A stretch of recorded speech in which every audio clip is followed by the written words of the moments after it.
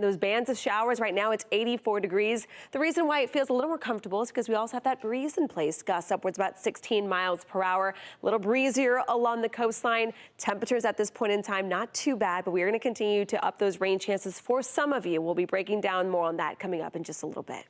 Candace, thank you. Former Speaker of the Florida House, Paul Renner, is hoping to be the next governor of Florida.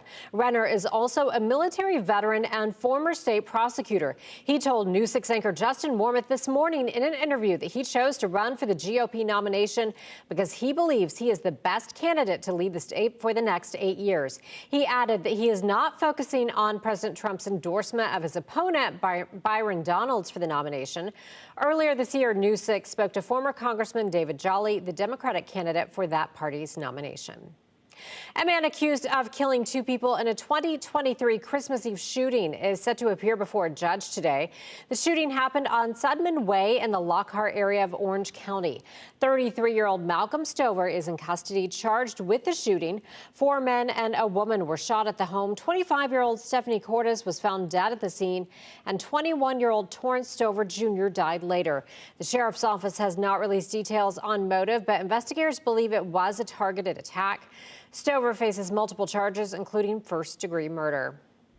New at noon, a Sanford man has been convicted in the 2022 murder of an 18-year-old. Dallas Inman was found guilty of first-degree premeditated murder today.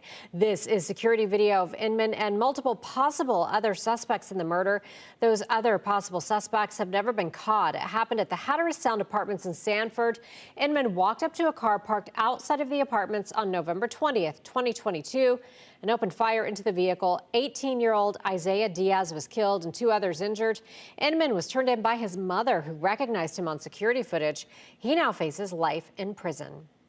DeLand is taking action against crime in the downtown area. This comes 4 months after 2 shootings at McCabe's Bar. That's not far from Woodland Avenue, where new security cameras are being installed. The city will spend thousands on the project. Your Volusia County community correspondent Angie Casada is looking at what this means for safety. Yeah, we're at one location right now on this busy Woodland Boulevard. It's 1 out of 6 locations where these cameras are going to be put up, and they're designed to fight crime and help police when trouble breaks out, especially during big events right here in downtown DeLand. I love the atmosphere down here. I come down here at least once a week. Love the food down here. James Henderson has been coming to DeLand for years. He thinks the cameras will be a good addition. If it makes it safer, I'm all for it. The city of DeLand is moving forward with plans to install 6 solar-powered video cameras along Woodland Boulevard. The cameras will be equipped with Guardian mode, meaning the cameras would automatically track people and vehicles even after hours. Peace of mind. Well, it is nice to know that we're, somewhat being watched. I don't want too much privacy being invaded. Yeah. DeLand police tell News 6 the initiative is about prevention as much as enforcement. It goes on to say we want the community to feel safe, knowing we are using technology responsibly to support public safety while respecting privacy. It comes after a string of recent crimes, from vandalism to security concerns at the police department itself.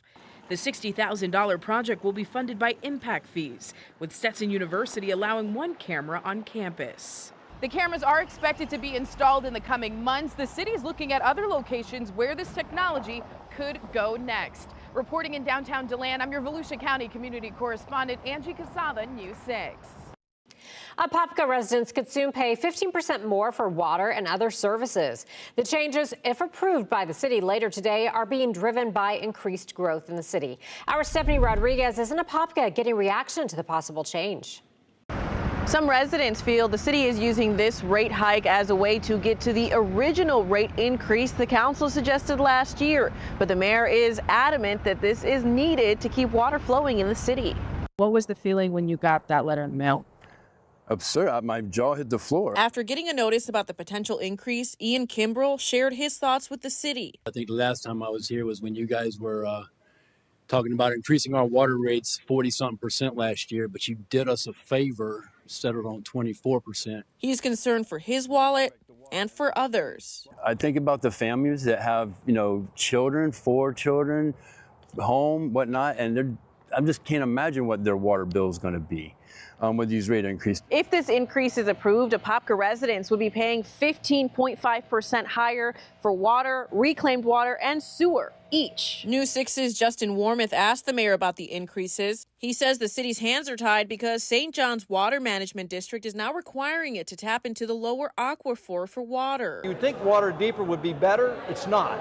So now we have to put on an ozone treatment, another 5 or 6 million. So we'll have about 12 million all in on replacing what was a perfectly functioning, water plant. Kimbrough believes taxpayers shouldn't have to keep bearing the brunt. They're passing the buck to the Apopka residents who have been here for 4 or 5 years, longer, even longer. And I'm looking around at all the new build. I'm like, are these land developers paying any of these impact fees? When's the last time the impact fees were reassessed or looked at again? If approved, the increases will take effect October 1st. The city will also consider a 15% increase for garbage services. That is all happening today at 1:30. There will be a public hearing before the final vote here at Apopka City Hall. Reporting in Apopka, Stephanie Rodriguez, News 6. Yeah, we have some high-speed cameras on the helicopter, and it provided great resources for us, clarity to the people where they were at, exactly how they were moving, what equipment they were on. Coming up, how an Osceola County Sheriff's Office helicopter thwarted a joyride involving construction equipment. You're watching News 6 at noon. Stay with us. We'll be right back. Introducing the new $25 million Gold Rush Multiplier Scratch-Off from the Florida Lottery.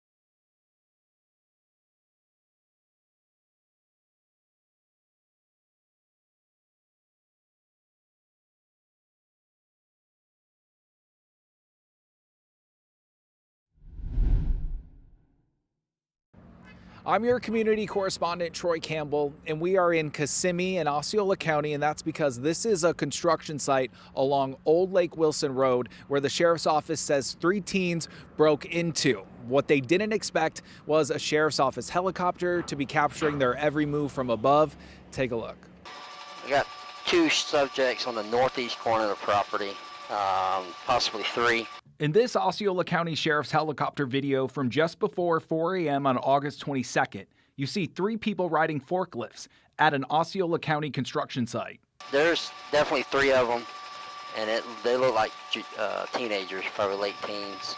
They definitely don't look like they know what they're doing. Sheriff Christopher Blackman says the 3 teens tripped an alarm, so they flew their chopper in the sky to capture what was going on. There was a lot of communication between the deputies on the ground and also the people up in the chopper. Yeah, so the chopper is communicating down to the ground units and sequencing them to exactly where these 3 suspects were. They had seized or stolen some construction equipment and were joyriding it on the construction site. Then in the video, you see deputies on the ground make their way closer to the 3 teens. So if there's buildings and structures there, they can coordinate through the radio system to the deputies, tell them exactly where this person's at, so they don't walk into an ambush, they don't come around a corner and are blindsided. They can literally step by step take them to the person, and it's safer for our deputies. And we see that in this video. Absolutely. Yes, absolutely. You can also see in the video a deputy on the ground be instructed by the helicopter to the exact location of one of the suspects.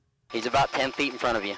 Investigators say they arrested 2 teens ages 15 and 17, as well as 18-year-old Shane Morrison, charging them with multiple felonies for burglary, criminal mischief, and resisting arrest. There's some good technology that is used that maybe even these suspects aren't aware of how obvious they actually are to the units above. Yeah, we have some high-speed cameras on the helicopter, and it provided great resources for us, clarity to the people where they were at, exactly how they were moving, what equipment they were on. And the sheriff says the teens left about $5,000 worth of damage. He also says, let this be a warning for anyone else who's thinking of breaking into a construction site in the area. In Osceola County, I'm your community correspondent, Troy Campbell, News 6. It is 12:15. Let's get you back to your forecast and start with a beautiful look from our Lunch Credit Union camera out there at Port Canaveral.